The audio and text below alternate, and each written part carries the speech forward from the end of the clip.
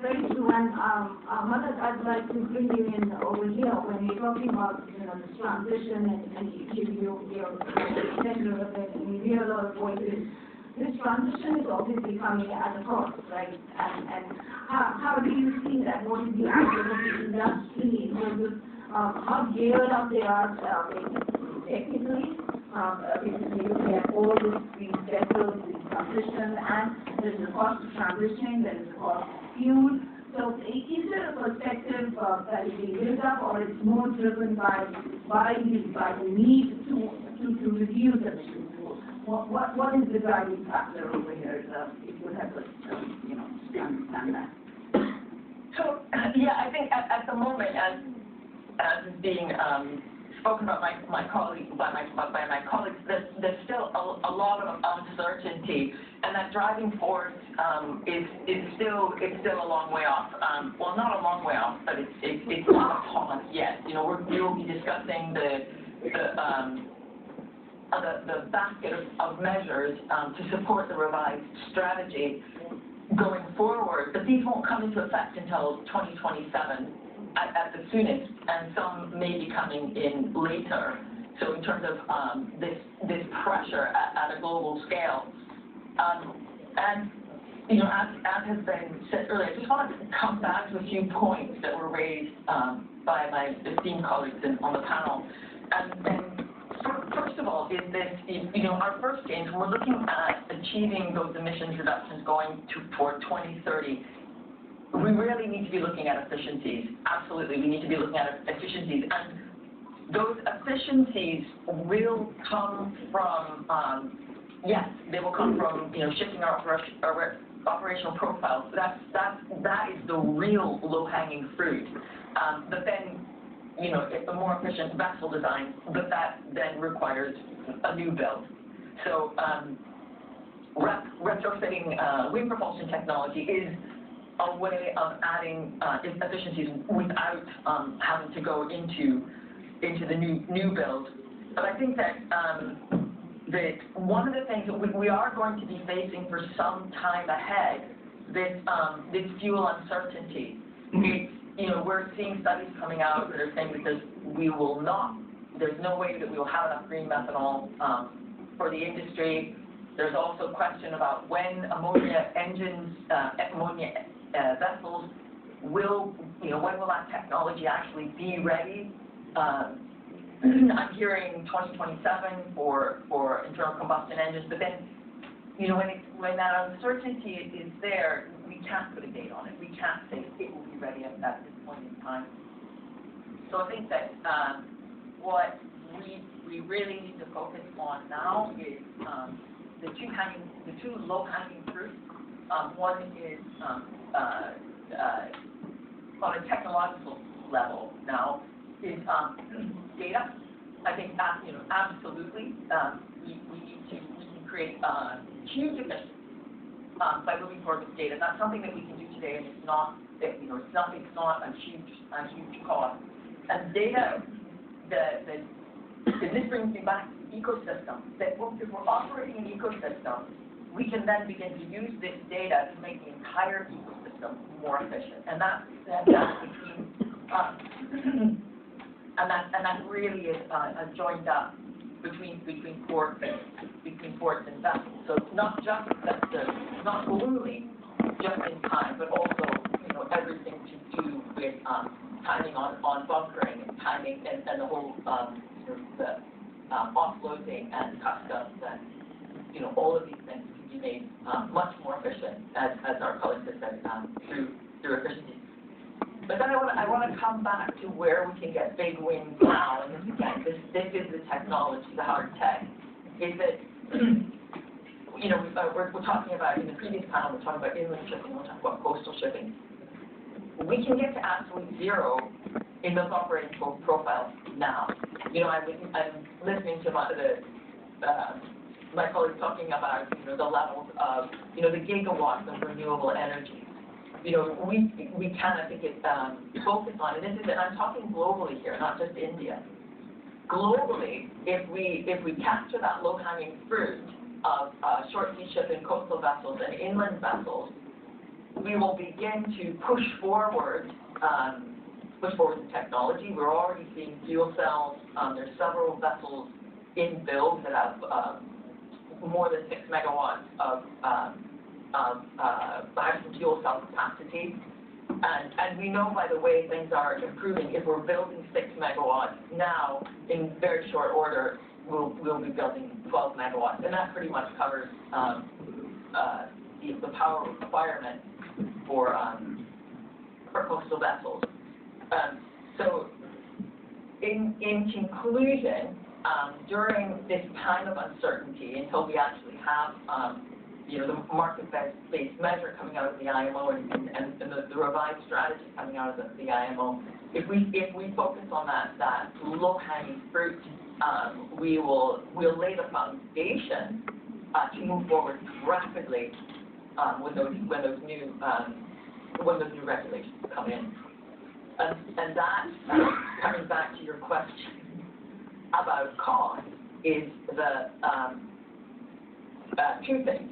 One is that by focusing on efficiencies, we reduce costs immediately, because efficiencies mean less fuel.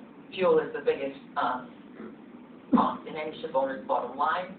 And then as well by ports and vessel owners and all the stakeholders in the supply chain moving forward where it is possible now, they've set themselves up to be in that first mover position when these new regulations and market-based measures come through. So they will be the ones in a position to get the first gain out of those economic measures that will be coming through. Thank you, Anna. I think wonderful insight coming out there.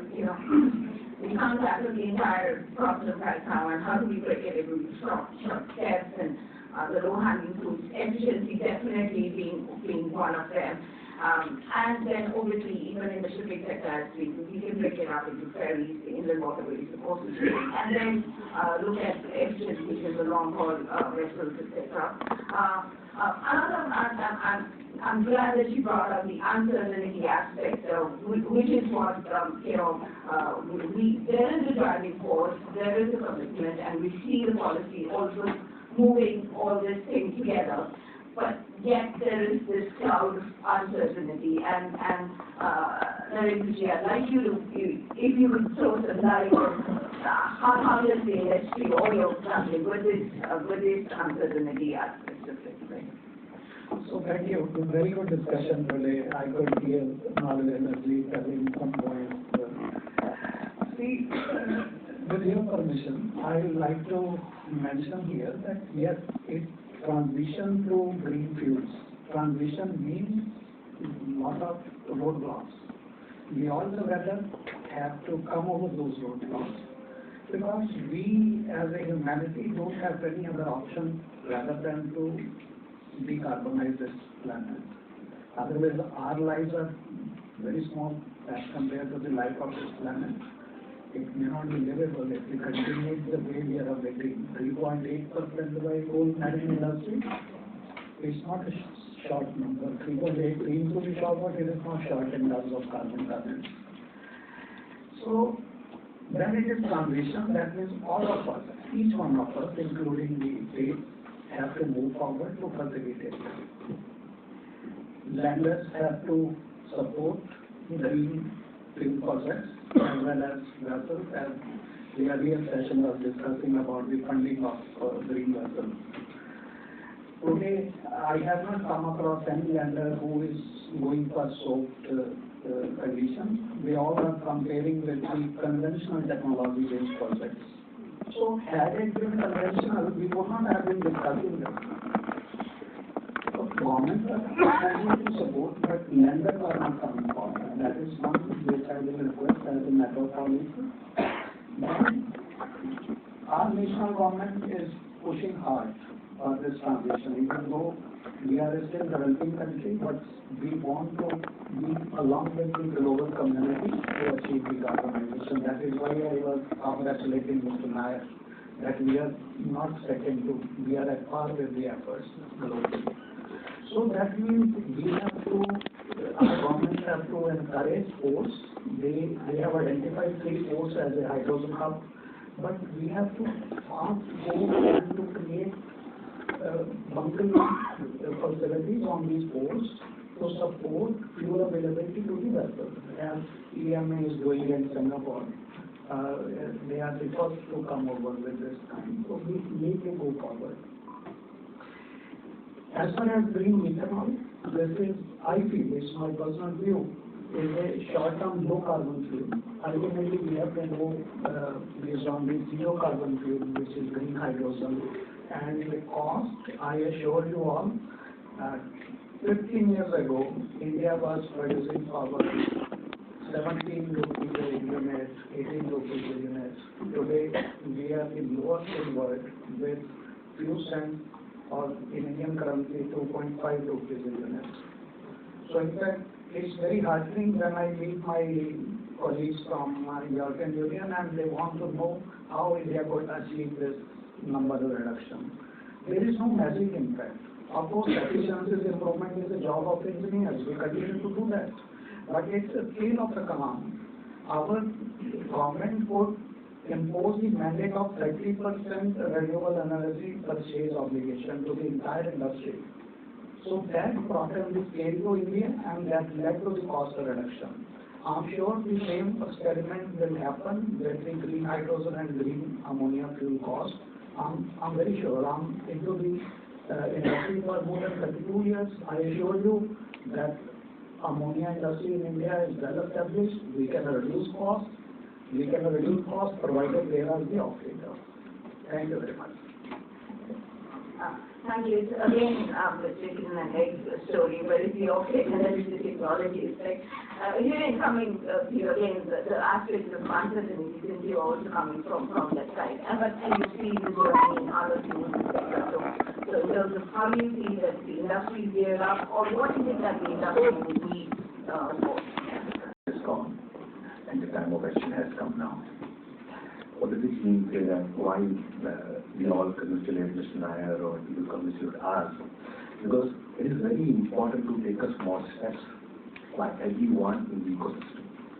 Uncertainty is what? Uncertainty is just something human being doesn't know. And it will never know until you get some experience by taking a small steps. I totally agree with what Mr. Beneficial said, that yes, cost is in it. Cost has to be looked at, but cost is not only a fact. What is the cost? Cost is nothing but whatever the renewable resources available is available. You can't make some more science. You can only improve the technology. That's what is going on. And in the renewable fuel, everyone is very confident based on what work is going globally that cost is going to come down. Whether it will come down in 3 years or in 5 years, but it will. A very important aspect is what other option do we have? Do we have any other option to decarbonize the maritime sector or any other sector? In that matter, no, we don't have. The only option is that to have a green fuels. I have worked for 23 years in the fossil fuel, right? And fossil fuel, in my view, natural gas will continue further. But at the same time, when we say net zero, we don't say zero, right?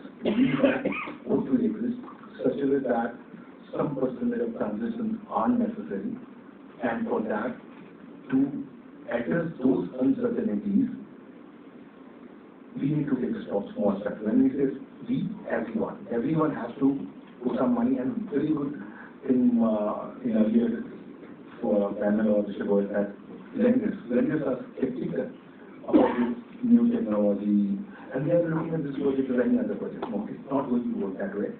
If we are talking about cost, soft lending is very, very important.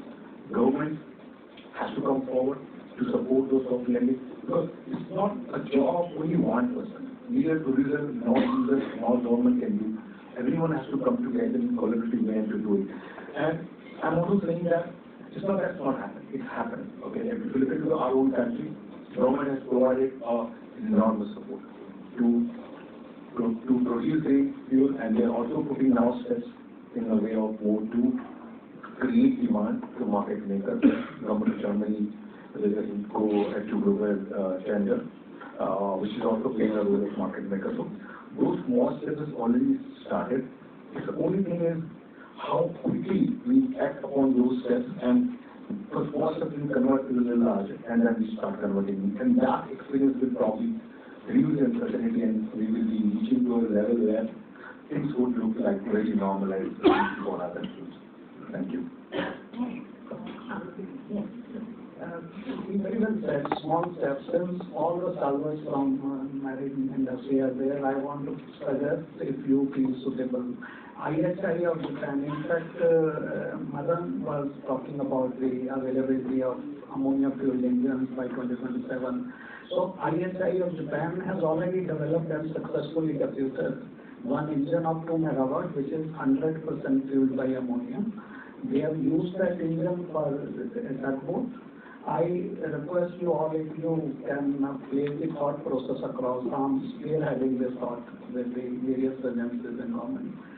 Please consider deputing tugboats on Indian shores based on green ammonia fuel.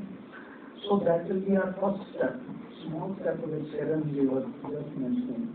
So we can really help to sustain the technology on mass scale level by these small steps. Thank you very much. Thank you very much, and you rightly, I think this is what the purpose of these discussions are, to highlight the issues and then also culminate into spotter sets or some early wins that we can identify.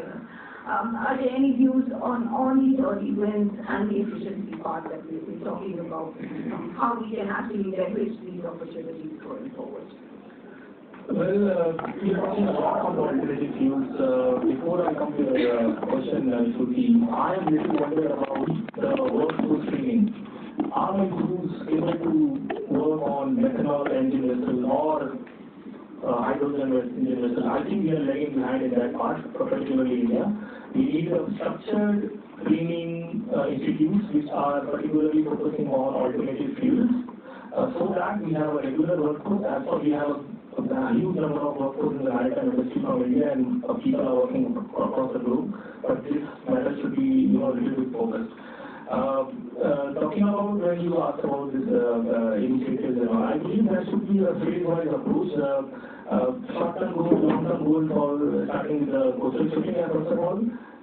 Then there should be market for green shipping, I would say. Then there also need to be awareness for green corridors. That is also one of the important point I would say we need to consider. And then developing knowledge clusters, where all the stakeholders can come on the same platform, talk about, share knowledge, do some investment, and do some innovative solutions. So this is something which I recommend. No, very true. And while we're talking about actually the resources and the technology enabling infrastructure, where we're talking about the lenders, we're talking about the workforce, we're talking about this knowledge sharing and that. I think they will give a further push and impetus to the sector. I must say this, as a cluster, you actually bring everybody together. So your views on just your last point on taking it forward and what needs to be done. Once again, firstly, I think G20 was a very landmark event that India had, and I'm very glad that the whole narrative was India built during this G20. India is now being carried forward to Brazil as well. The whole divide of the North and South.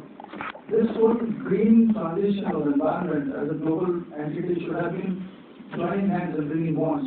And unfortunately, it's creating more divides. But that's for very relevant reasons. When we talk about the arrow on the west, the fossil and the non-fossil transition. So Arab is trying to monetize the carbon capture, whereas the West is trying to put in their technology to do the complete transition. So where does India stand in this? Of course, much of the technology which is required for this transition lies abroad. So this is the time to call for collaboration. In fact, developers think competition, results think cooperation. And that's what the lesson that the whole world must basically work on, as long as this whole energy business is concerned. In fact, someone quoted, I was not there when the one spoke in the morning, but having spoken about retrofits. So EVTC with Terry is the National Center of Excellence for Green Coastal Shipping. and the study is leading that project. And the EBTC, the European Union, before they came out with their policy also document. We had a workshop in the PDPU, the Nuclear Energy University in Gujarat. And then there was a whole focus on bringing in the retrofits and starting with the trucks.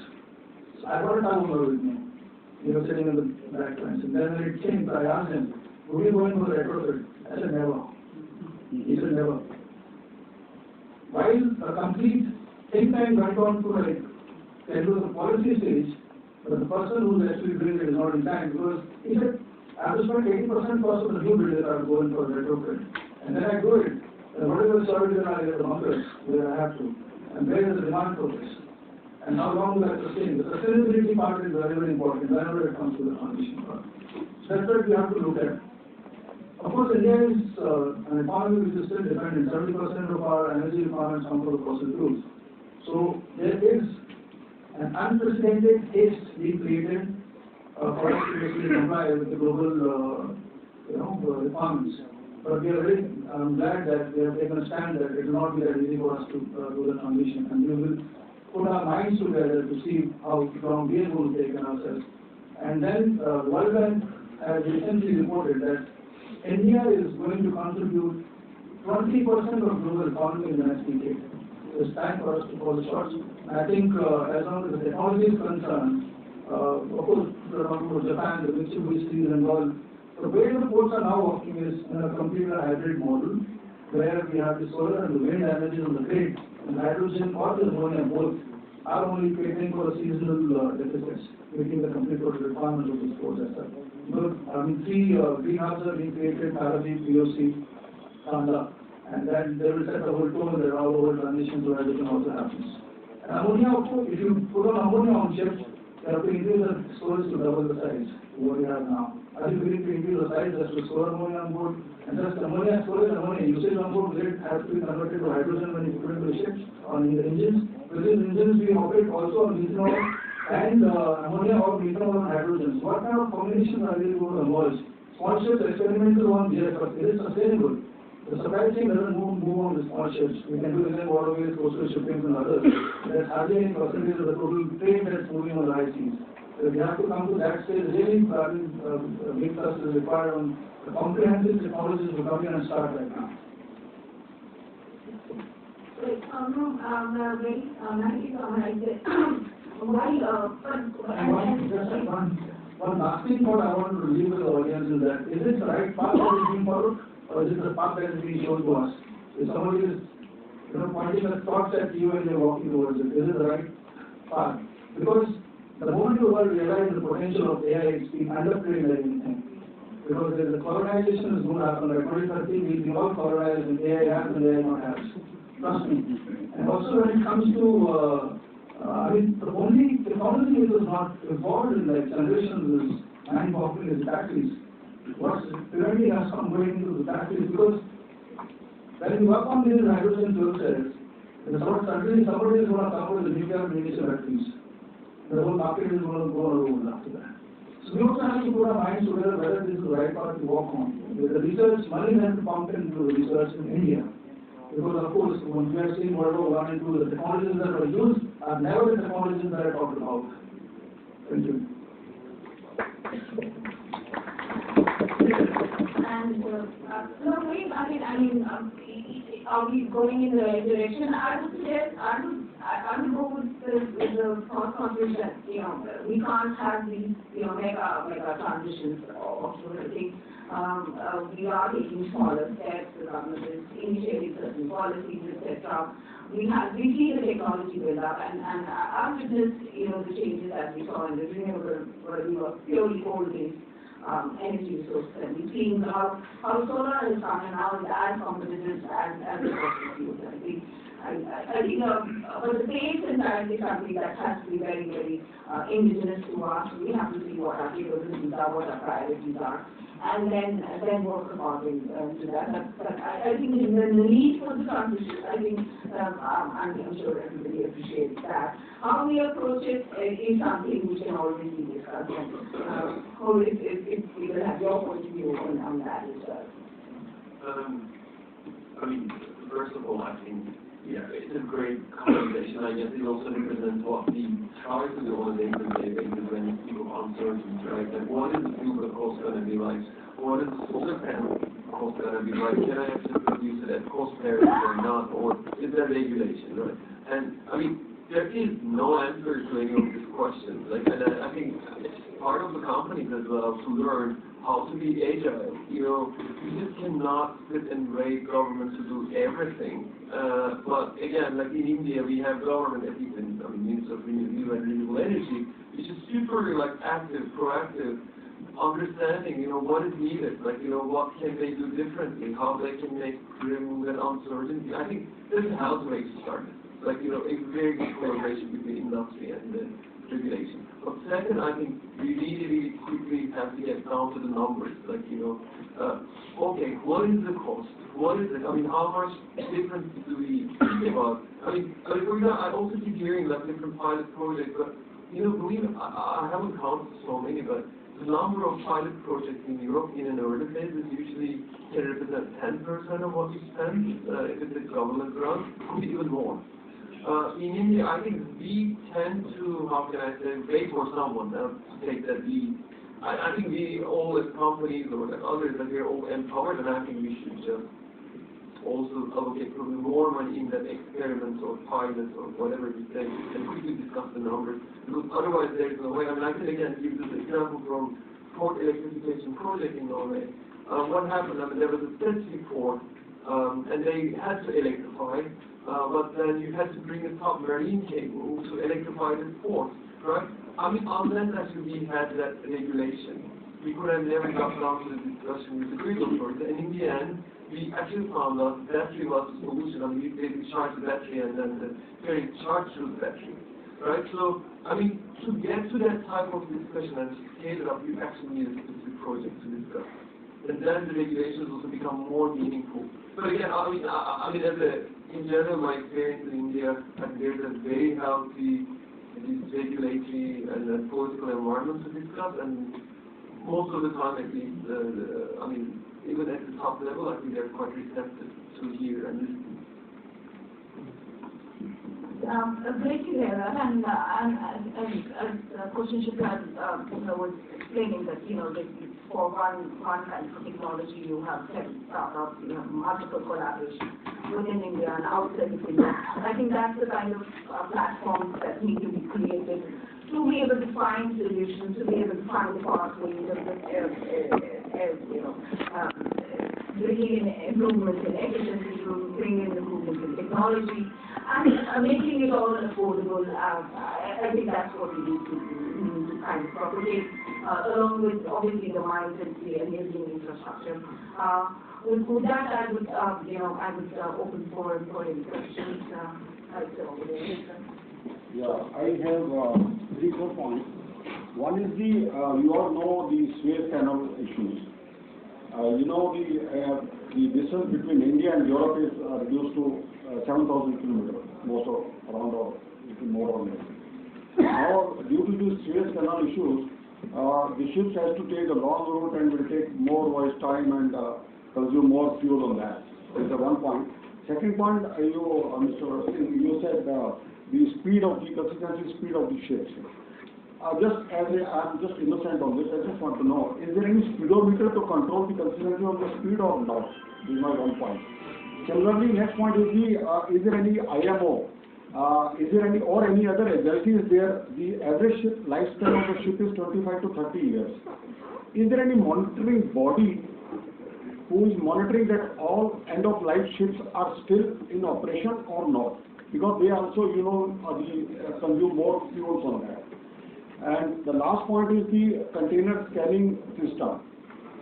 All major ports must have the container scanning system like in USA or Europe, because most of the fuel is consumed on the tracking of the containers, up and down, A or B, C, D, or where it is, and that you rightly said, one of the person, the unproductive movement of containers. That's very important. And we are really, really facing problem, and go to the port, when your container on the digital system it says A plus or A22. When you go to A22, no, it has been shifted to C23. So, the skilled person or unskilled person moving the crane, he doesn't know where digital system is showing the movement of the container, lying of the container. He just took the container, put it somewhere else, without updating the system where it is yours. And we are running here and there. Crane is running here and there, and we giving some money by where a container trace cover. Anyway. Moderator can decide who will answer this question. It's all up to you. You are all professional. You must have as problem, of course, the geopolitical uncertainty that has brought in is pretty huge. The North Arctic program is taking good shape of these kind of occurrences. Of course, it's creating a difference of almost like 20 to 25 days in a particular voyage. It is hardly because if you see that the geopolitical uncertainty is not only the Suez Canal, but the complete, if you calculate the tonnage miles that have gone up drastically in these last few years, and also the kind of ships that are flying, the supply chain routes have also changed drastically. That is what actually led to the tonnage miles. So this kind of uncertainty is not only by Suez Canal, but almost you see what's happening with the Americans now, or it is Aden also you see. So that bottlenecks are basically controlled for geopolitical interests. That will remain forever. So we have to find solutions to that. One is that you asked about the ship speed. Of course, everybody who is doing a ship knows that it can be ship speeds can be controlled, and you go autopilot, you can actually put your speeds in charge. Aeroplane ships control, of course, it's a class mandate. The ship, wherever what flag you're flying, it's a class mandate. They are similar to India. Shipping has also come up with its own guidelines or regulation, I would say, which is mandating 20 years for registration, 25 years for recycling. And the whole monitoring will, I have no mandates, and the class administration must ensure that the end-of-life ships are going to the recycling, but there are certain provisions to bypass this particular route, so that's been put to check. But as this fleet is growing older, in fact, now, because the new ship building orders are pretty less because of the uncertainties. But I think there's more or less that particular aspect is being monitored when the ships kind of have been. But sometimes they go, they are being sold to cash buyers, the large cash buyers sitting in Dubai and Singapore. The ships are bought and sold even at after having sold them for recycling. So those kind of, because there is an interplay of jurisdictional governance. And the ship is owned somewhere, flagged somewhere, sold somewhere. So even the IMO mandate and the regulations do apply, but it becomes difficult at times. But more or less, I think it is being controlled. Container scanning, yes, that's one thing that with the new technologies coming in, the 3D scanning is being done with the whole container being scanned. Americans use the gamma scanning technologies where on the move also the scanners can be scanned.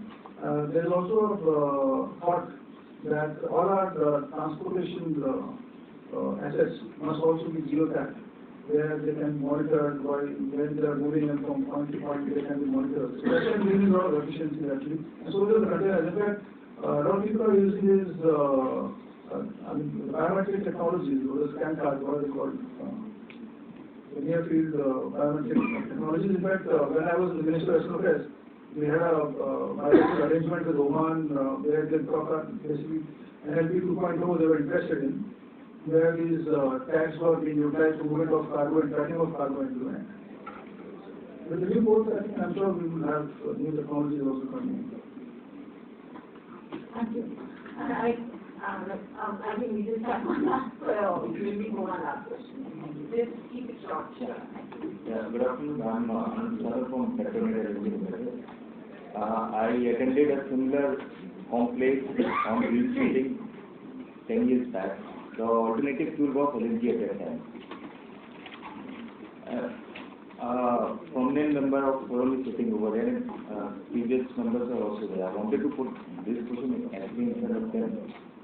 What is the difference hydrogen and ammonia is going to make, which LNG didn't make? And I don't think LNG is even 1% of the bunker fuel which we are selling right now. Right.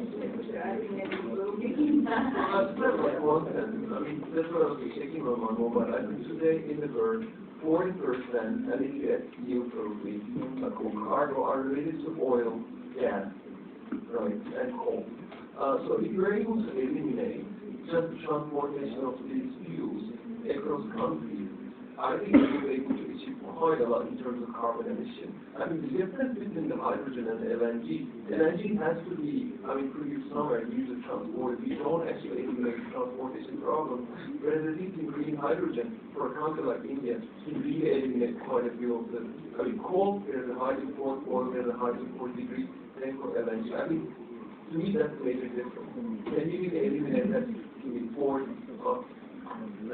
plus cargo? So do you really provide a timeline, something like that? Because we have been talking about green shipping for the past decade itself.